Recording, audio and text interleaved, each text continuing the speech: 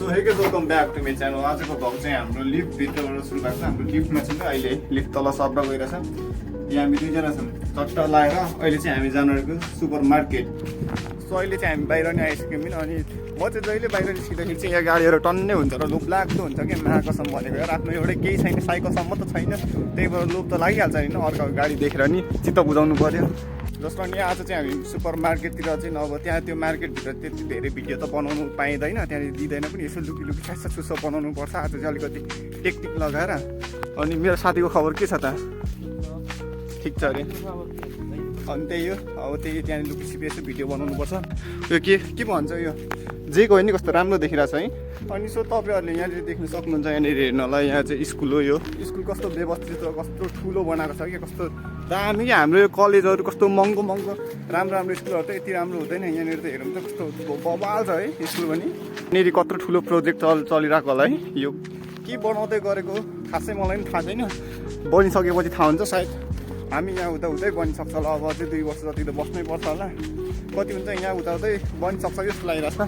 तर जस राम्रो ठुलो बन्दैछ क्या यहाँनिर। साथीहरू यार यहाँ गर्मी नि के साह्रो हुने, गर्मी भन्दा नि घामले त लास्टै पोल्छ यार। सो गाइस अहिले चाहिँ हामी सुपर मार्केट नै आइसक्यौँ। मैले हामी पार्किङ तल छौँ, अब भित्र जानुपर्ने हुन्छ। गाडी त आम्मा कति धेरै छ है यहाँ।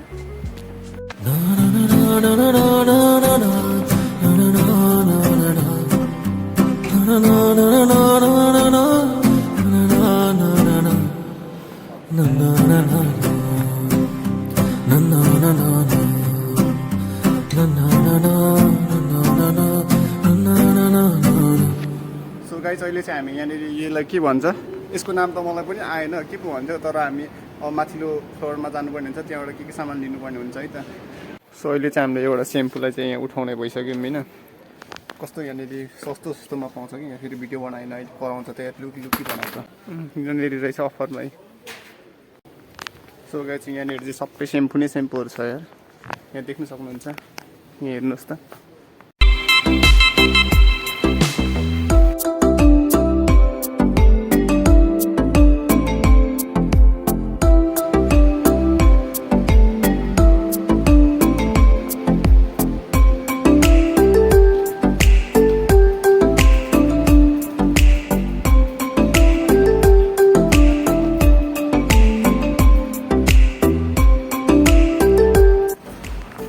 अहिले चाहिँ हामी मार्केटबाट बाहिर नै आइसक्यौँ। हाम्रो सामानहरू टक्क यहाँ छ। अनि साथीले चामल बोक्दैछ। अब महँगो चामल त खानु सकिँदैन, सस्तो चामल भने खाएर पेट त बढाउनु पऱ्यो होइन केटा हो।